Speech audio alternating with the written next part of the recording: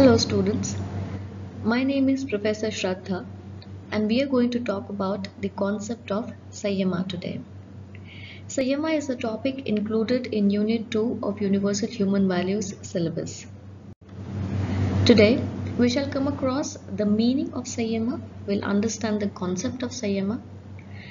We shall also understand the aspects that are involved in the concept of Sanyama. We'll discuss a few advantages of Sanyama, followed by obstacles in the path of practicing Sanyama in one's life. Towards the end, we shall come across a few introspective questions. So without further ado, let's dive into it. Sanyama, the concept. Sanyama is the feeling of responsibility in the self, that is I, for nurturing, protection, and right utilization of the body. Well, Sanyama as a definition is written over here is the feeling of responsibility, is the feeling of belongingness towards yourself, your I or mind, and feeling of responsibility and belongingness towards your body. Once you realize the importance of I and body, you start valuing it and then you make an effort to nurturing it. Sanyama is also called as self-control. Self-control of mind, its desires, urges, emotions and delusions which lead to transformation in the quality of minds. With Sanyama, when we try to understand the concept of it, it's basically the control of your mind. Your mind is filled with a lot of desires and urges and it goes through a wide range of emotions. Self-control or Sanyama is the process of bringing about a qualitative change in the way your mind functions. Next, we talk about the aspects of Sanyama. Sanyam has got two aspects. We've got willpower and self-discipline. I'll quickly read the points I've highlighted here and then we'll discuss on it. Willpower. Willpower is an individual's activity to harness her or his physical, spiritual, mental, emotional energy.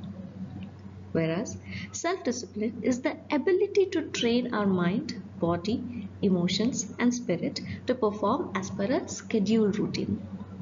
Well, we tried to understand the meaning of Sanyama and we dealt with few elements. Sanyama has got, first of all, understanding yourself and body. Second, valuing yourself and body, and then making an effort to bringing about a positive change in yourself and body. Over here, willpower is what?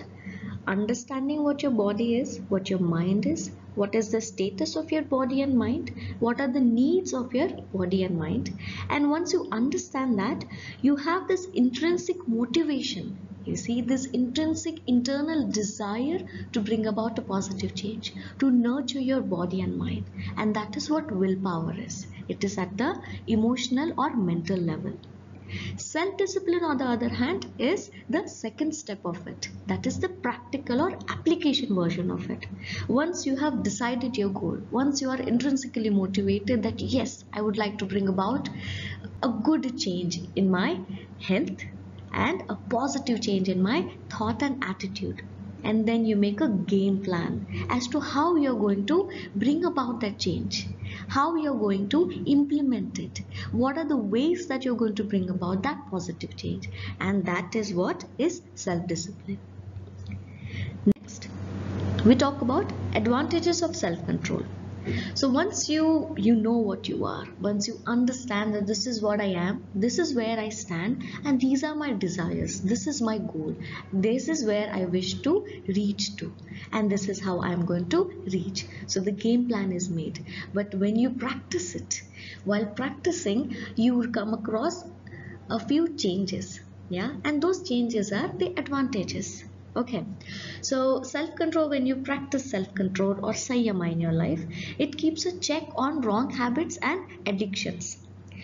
You realize when you try to make an analysis of your life, who I am, where do I stand, and what are my goals. I wish to achieve those goals, but is there anything that is hindering my success towards that goal? When you make a chart of it, I wish to say score more than 80% in final examination. and you make a check of it. Where am I standing right now? My average percentage so far is 65 and you need to score say 80%.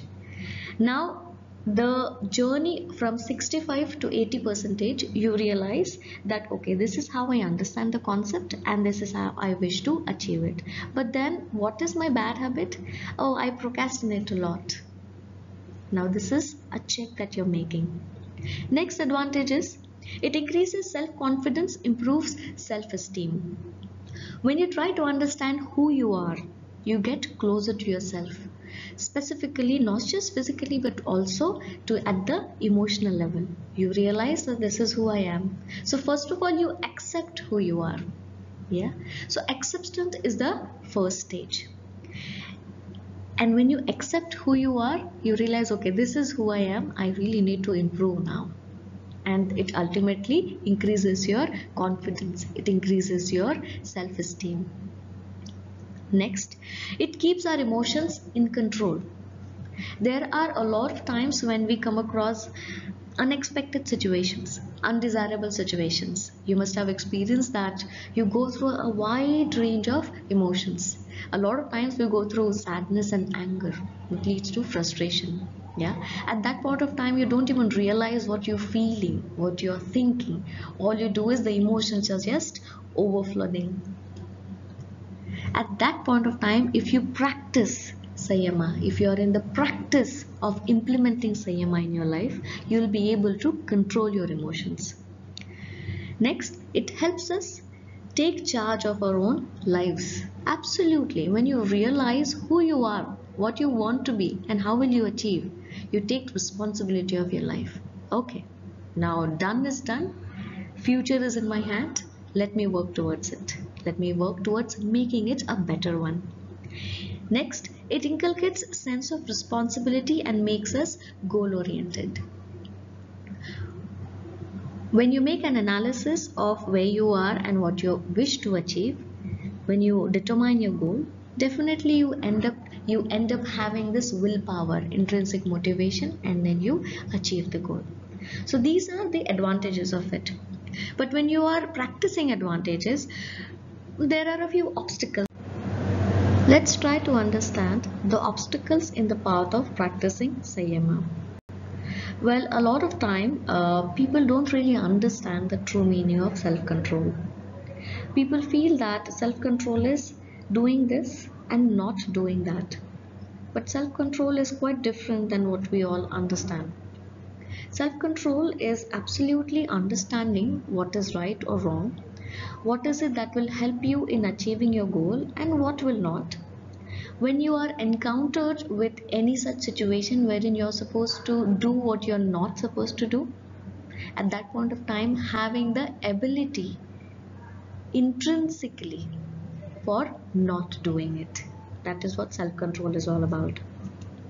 Next, when you practice self-control or Sanyama, there are overwhelming emotional outbursts that you will experience. A lot of times you have goals, you have set the goal and you are in the path of achieving it. But when you are achieving it, you realize that you're giving your best, still there is no expected result coming out of it. At that point of time, you might go through emotional outbursts. But yes, Sanyama, the synonym for it would be patience. So give your best and let the thing bear its results in its own time. Acting without thinking. A lot of times we decide our goal, we feel like, yes, this is what I wish to achieve, and you start achieving it without really giving proper time in understanding where do you stand, without giving proper time to making a game plan of achieving the goal. Next, lack of faith in one's own abilities. Lack of self-belief, lack of self-confidence, self-doubt. Oh, whether will I be able to achieve that goal? Can I do that? This is one of the negative or pessimistic attitude that we might come across while practicing Sanyama. Next, thinking that self-control is the opposite of fun. A lot of times we make ourselves into the position that we feel that fun is different than self-control. Fun is different than self-discipline. But when you look at it from the upper perspective, you realize that self-control and fun could go hand in hand. Towards the end, a lot of us might have hedonistic life views. Those life views wherein we live only once. When you live only once, why don't you live great? Why don't you live a valuable life? Alright, so by now I believe we have understood the concept of Sanyama, aspects of it, the advantages and obstacles of it.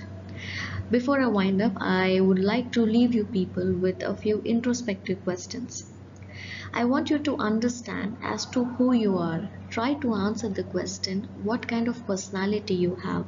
How do you react or deal with unexpected situations in your life? I want you to answer the question as to what kind of life you desire for. Is there any goal that you have in your life? And how are you planning to achieve it? I also want you to understand as to is there any habit that acts as a hindrance in your path of success? Whatever goal or desires that you have and you wish to achieve it, is there any habit that pulls you away from achieving it? And towards the end, I want you to understand or think as to how can you implement today's topic in your life. Thank you.